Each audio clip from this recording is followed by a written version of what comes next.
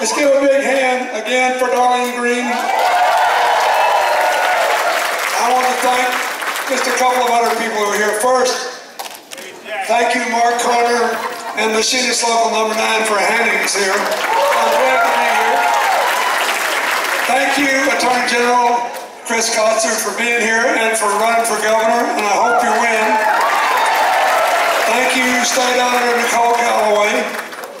And I want to thank Naomi Stevenson and Brenda Foster for that song for Hillary. You know, I wish I could just take it home with me. Former Governor Bob Holden and Lori, thank you for being here. And the Hillary for America organizer here, Greg Robinson, I have to acknowledge him because he went to college in Arkansas. He's a good man, I thank him.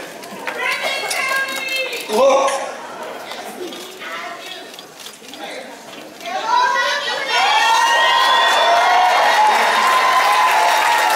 We got a lot of unity. So, look, this is an interesting election. Did you agree with that? I watched the Republican debate, and I thought I hadn't seen people behave like that since I used to get in fights during recess in grade school. But there's a reason for all this, as well as for the intensity on our side. You remember what the president said in his last State of the Union? It was a beautiful speech, but he said, look, don't fear change, embrace it, because we're doing better than any other big country in the world. It's factually true. He said, we got 14 million new jobs in 5 years. That's the most we've had since that other Democrat, whatever his name was president. He said, we got 90% of our people with health insurance for the first time in our history. He said, if you look ahead to the future, it looks better. We've got 900,000 manufacturing jobs since the crash. We can get more. We have the youngest, most diverse workforce in the world. We got the best system of higher education. We got the best science and technology base. We rank first or second in the world in every scientific study. We're the Democrats, you know, we still kind of believe in science. And in every scientific study, and our ability to generate energy from the sun and the wind. So when Hillary says, let's put up 500 million solar panels, and let's be completely energy independent, that's zillions of jobs that cannot be exported. Good American jobs paying good wages and put us on the front. So, why is there so much intensity and anger and confusion and anxiety? Because that beautiful picture of the future the president painted, millions of Americans can't look at that picture and find themselves and their families in it to save their lives. Now, here's why. I tried to explain this when President Obama was running for re-election because I thought he'd done a better job than he got credit for. And I still do because these financial crashes, first of all, the economy was terrible before the crash. Almost everybody was living on less than they were the day I left office before the crash. Right? Why? Because all the growth was in home building, consumer spending, and finance. And if you let all that money in finance percolate to the top with no good investments down below, they start gambling with it, and then you have what happened to us. There's only so many times you can max out your credit cards, and only so many people can buy houses, and if you go over the line, you see what happened to us. So it was bad before, but these crashes, you go back 400 years, take at least 10 years to get over. Now, we got the jobs back ahead of schedule. In spite of the fact that the president, after the first 2 years, had a Republican House and then a Republican Senate that had a just say no policy. But we got the jobs back, but not the incomes. So people are afraid that even if they've kind of recovered, that it's tenuous. Then you got all these people living in places that are jobs deserts, where there has been no recovery. Then you got all these people who are working but hadn't had a pay raise in 15 years. Not after you adjust for inflation. because 80 to 90% of the income gains of many big corporations have gone only to the shareholders and the top management, right? Then you got all these young people who graduated from college saddled with debt, and they can't move out of their parents' home because they can't afford rent and debt payment. So you got a lot of people that say, oh, it's a really pretty picture, Mr. President, and I know you're telling the truth, and he is. But right now, I can't find myself in it. Hillary is running for president so that every single person in this country can find themselves in that picture for the future. And look, job number one is to get us back to shared prosperity. So the first thing I have to say to the skeptics, especially the younger people, is we can do it. We can do it. When I became president and we raised taxes on high-income people and big companies and put people in who believed in regulating the Securities and Exchange Commission, invested in education and training, they ultimately, wait. It's not about me. I'm trying to convince you we can do this again. They all remember the whole trickle-down crowd. They said, oh, this is the end of the world. Oh, we're going to have a terrible recession. And guess what? We had 23.7 million new jobs. We had 3 balanced budgets and surpluses. But this is what we can do. This is what this election's about. As compared with the trickle-down presidents, that's President Reagan and the 2 Bushes. It only worked for a while under President Reagan because we never had been on one of those sugar houses before. That is where, you know, we cut taxes mostly for wealthy people, spent money like drunken sailors, triple the debt, and it worked pretty good for a while. It was like a permanent stimulus program. And then it didn't. So we said, let's try to build this economy from the bottom up and the middle out. We believe rich people will do just fine if we build it from the bottom up and the middle out. What happened? Well, we not only had all those jobs, but 95% of the people had higher income gains than they did under President Reagan. The upper middle class did 25% better. The middle, 70% better. The working class, more than twice as great income gains. But the thing I'm proudest of is the people who were from 0 to 20% earnings, just getting into the workforce, trying to make something of their lives. Their incomes increased 30 times as much. It's the only time when the bottom 20% income increased in percentage terms more than the top. And 100 times as many people in our pocket. 100 times. And, wait a minute. This has nothing to do with me except to make you believe we can do this. We finally are at a point when we can all rise together, and we have to elect a president that will allow us to rise together.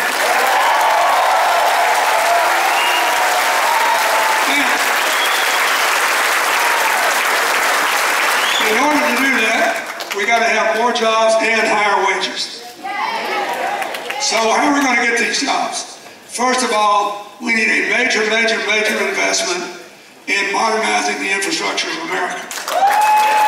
If you've been following this race in Michigan, you know, Hillary asked the last debate be in Flint because of the horrible things that were done to those kids, and because it was sort of covered up and then not paid for a long time. But let me tell you, there are a lot of places where people have elevated lead levels in their blood. Hillary's she's flying to Cleveland tonight. They have it. I just got back from Jackson, Mississippi. They had it. They had a mayor there that modeled what you ought to do. When he saw about Flint, they tested their water, they found the lead levels, and instead of covering up, he went right out and he told the people, he said, this is a problem, here it is, we got to solve it together. We got to solve it together. You just think, if we went all over America and replaced all the bad pipes and cleaned up the water system, cleaned up the solid waste systems, we would put huge numbers of people to work and give all our children a healthy future so we can rise.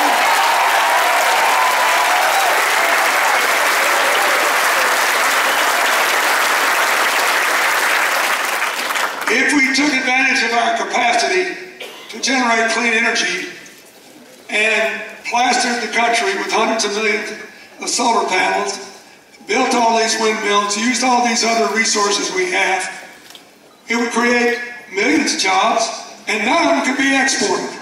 Because we are here, and so is our sun, and so is our wind. We can bring even more manufacturing jobs back. Why? Ask the machinists here. They'll tell you that manufacturing is the most productive sector of any economy, which means every year, same number of people can produce more and more whatever. Which means that every year, even if you do the right thing and pay your workers well, labor will be a smaller percentage of your cost, and materials, energy, and transportation will be bigger. Since we are the biggest market in the world, why don't we save the transportation cost and make more things here? I'm telling you, we can do that.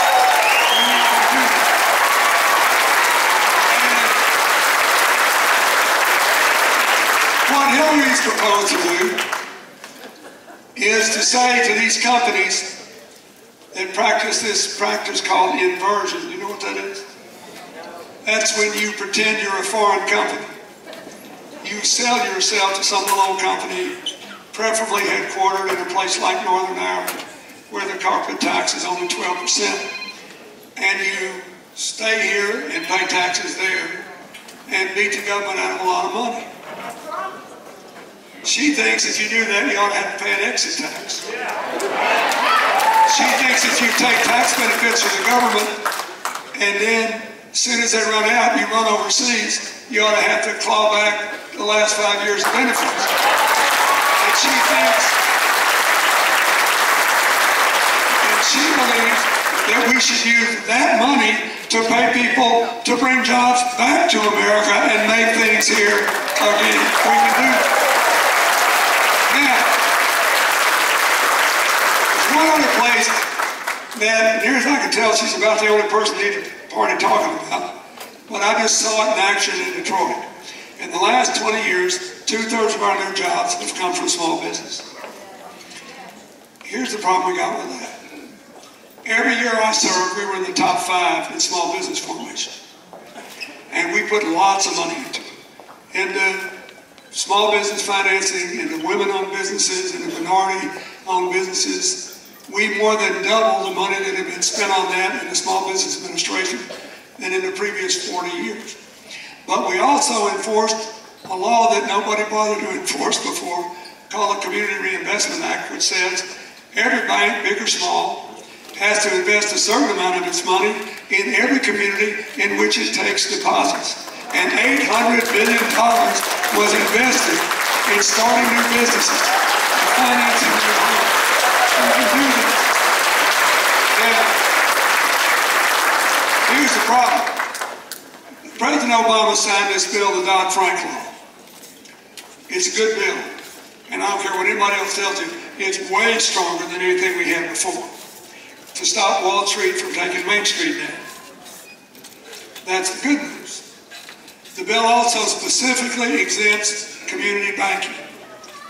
Except a lot of regulators all over America have been scared of ever having anything bad happen on their watch, so they've taken a lot of these very heavy risk requirements that apply to rich big banks and put them on small ones. She wants to change that.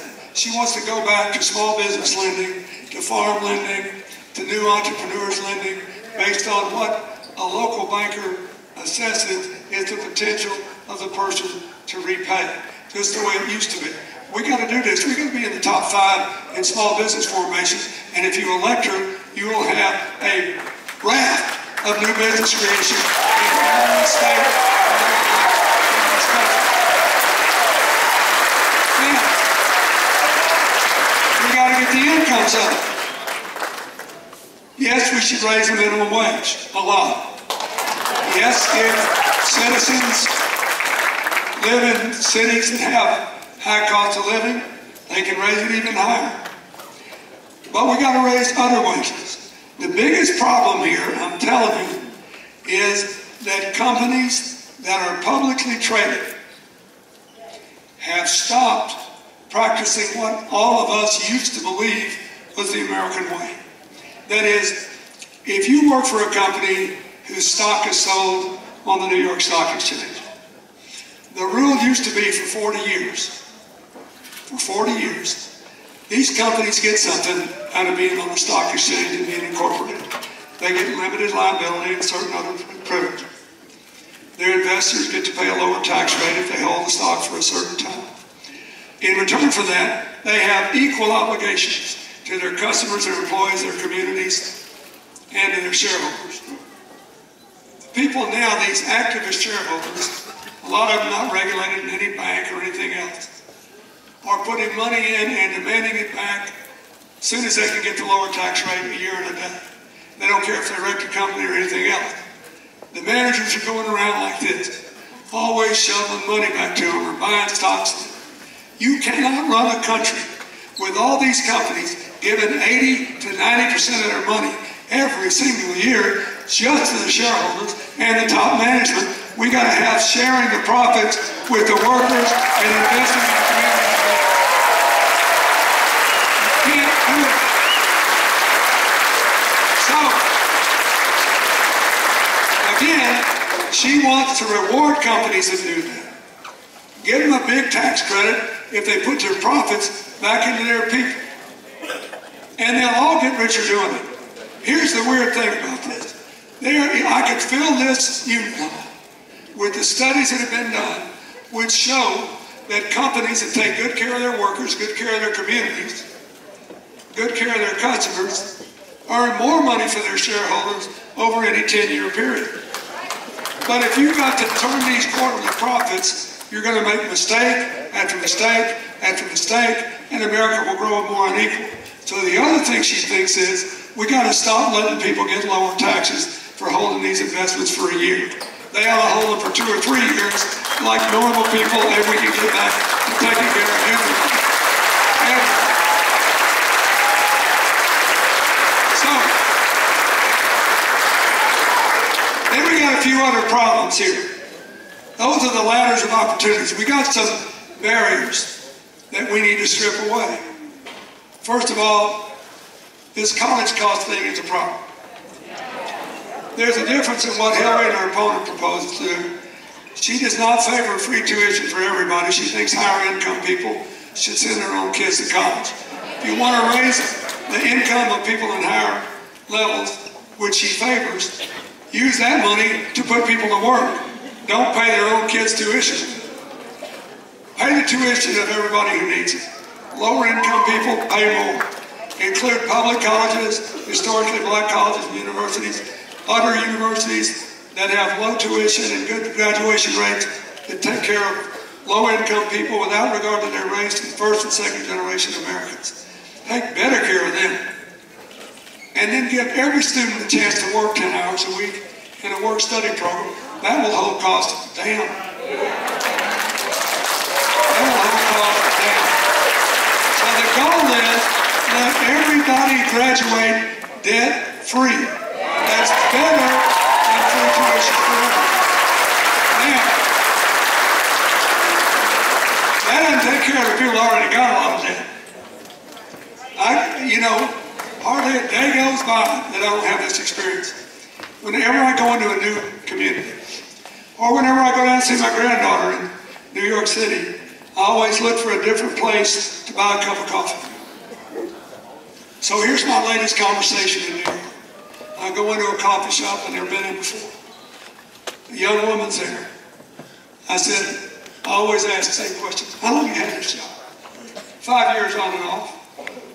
What's off? She smiles. Off is when I'm going to college. I said, what's on? On is when I'm paying for it. I said, you live at home? She said, oh yeah. She said, if I could live with Mama, there's no way I could pay the debt because I'd have to pay rent. This is crazy, folks. I talked to a woman the other day that I did business with. I bought a pair of jeans from her, and she's proud of her son, and I knew it. And I said, how's your son doing? She said, he just graduated, he had great grades. He doesn't have a job yet, but he'll get one soon. And he will. If you get a 4-year degree, the unemployment rate's about 2.5%. So I know he'll get one soon. And so I said, has he got any debt? She said, yeah, quite a bit. I said, what's the interest on the debt? 9%. I said, you still got a home mortgage? Yes, I do. Did you refinance that mortgage? Yes. What's the interest on your mortgage? Under 4. A college debt is the only debt you can have in America that you cannot refinance. So Hillary says, if you let me do this, we'll refinance it. If you did it today, instantaneously, 25 million young Americans would save an average of $2,000 in interest on their debt. Now, in addition to that, she said, look, there's a lot of people with a lot of debt. I met a young woman the other day who'd already done a year as a deputy prosecutor out west. She was just there voluntarily for Hillary. So I said, you got any debt? She said, I owe $100,000. Some doctors owe $200,000.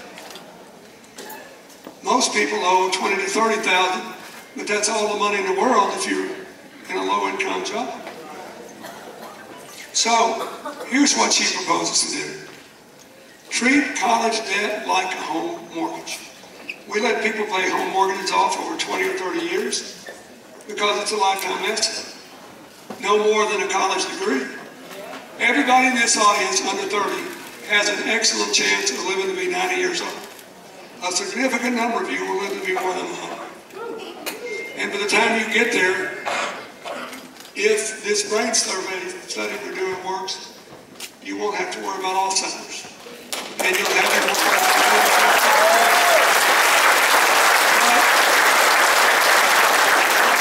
So Hillary says we should give every person who's already got debt the option of converting that debt into a 20-year mortgage-like instrument where your annual payment is limited to a low fixed percentage of your after-tax income, and then if you haven't paid it off in 20 years, the rest is forgiven. Think about this. Think about this. You could move out of your parents' house. If you took a job just so you can make the loan payments, and there's one over here you love to do but pays a little less, you can take that job because your payment will go down. It's all tied to your income. If you do 2 years in an AmeriCorps approved service program and then 1 year in any kind of community service job, you're a teacher, you're a firefighter, you're a social worker, whatever, you can get rid of your debt forever for 3 years. Think about this. This would liberate a whole generation of young people and their parents to get on with their lives so we could rise together. The whole purpose is rising together.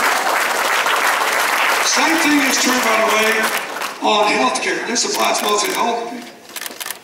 There's a big debate in our primary about what we should do. Hillary's position is pretty simple. It took us ever since the end of World War II when Harry Truman tried to give everybody health care to get to 90%.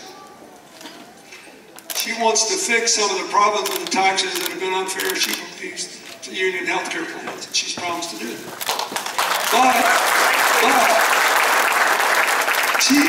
Her position is pretty simple. She said, you know, before they called this Obamacare, they called it Hillary Care. I've been wading in this water for more than 20 years. Take it from me, it's a lot easier to go from 90 to 100 when you don't have to break a Republican filibuster than it is to go from 0 to 100 when you don't have 60 votes for Trump. So, let's think. What do we need to do? First of all these states need to take the Medicaid expansion. It's good business. It's just good business. The people that get it are all working families. They're doing the best they can.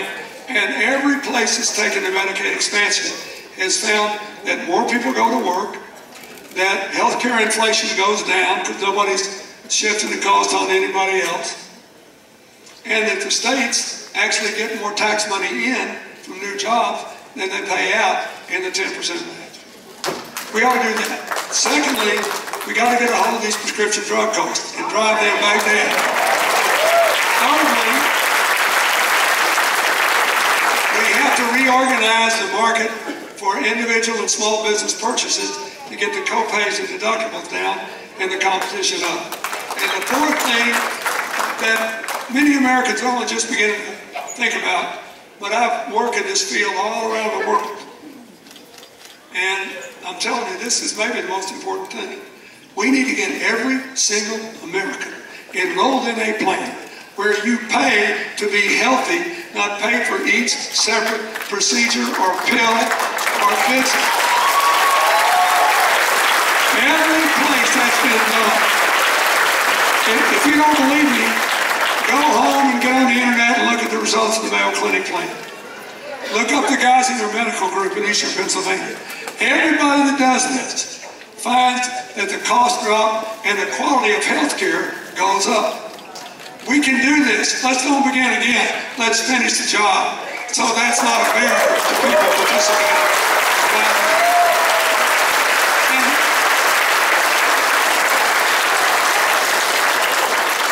Look, there's a lot of other things. I just want to mention one. Hillary believes, and I believe, that there are too many nonviolent offenders who are too young to stay in jail too long. We need to let them out. And it would help us because it would make our workforce younger. But you can't just do that unless you give people the education and training they need, and unless they cannot be denied a job because they got in trouble when they were young.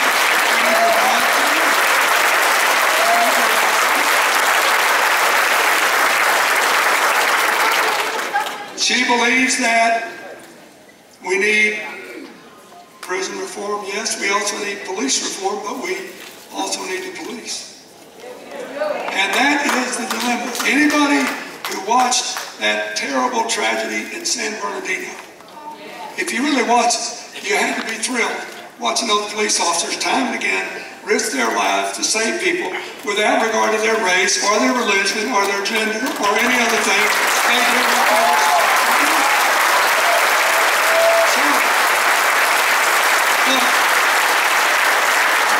I've been working on this a long time.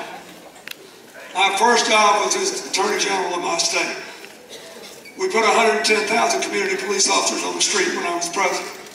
And guess what? Community tensions with the police went down. Why? Because once we had more police, you could hire police that looked like the people they were policing.